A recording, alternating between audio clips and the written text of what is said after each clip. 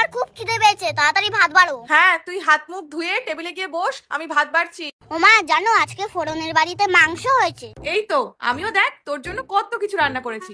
এই মা, শুনেই তো আমার বেশি খিদে পাচ্ছে, তাড়াতাড়ি খেয়ে নি তাহলে। এই মা, এগুলো আবার কি? ওমা এটা কি গো? এটা সজনে পাতা ভাজা। ওমা এটা কি ভাজা? এটা সজনে ফুলের বড়া। ওমা এই ছোট বাটিতে আবার কি? এটা হলো সজনের ডাঁটা।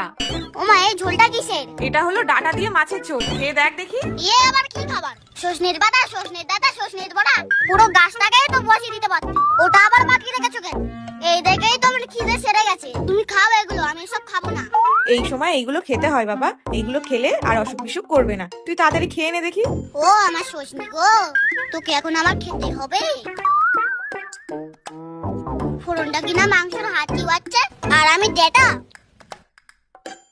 এই দেখো, অফিস থেকে ফেরার সময় ভালো ডাটা পেলাম, তাই একটু নিয়ে এলাম। তাহলে একটু ডাটা পোস্ত করে তো ভালো করে। ও বাবা বাবা, তুমি কি ডেটা ছাড়া আর কিছু আনতে পারো না? ডাটা তো সারা বছর পাওয়া যায় না বাবা, ডাটা তো এখনই পাওয়া যায়, তাই এখন একটু ডাটা খেতে হয়। ও বাবানের মা, বাবানের মা, এই দেখো কি এনেছি তোমাদের জন্য। কই কি এনেছো দেখি? এই তো বাবান সোনা, তোমার জন্য আমাদের বাড়ির গাছের কচি সজনের ডাঁটা এনেছি। আবার সেই সজনে? আমি এই বাড়ি ছেড়েই চলে যাবো। কেন বাবান, কি হয়েছে?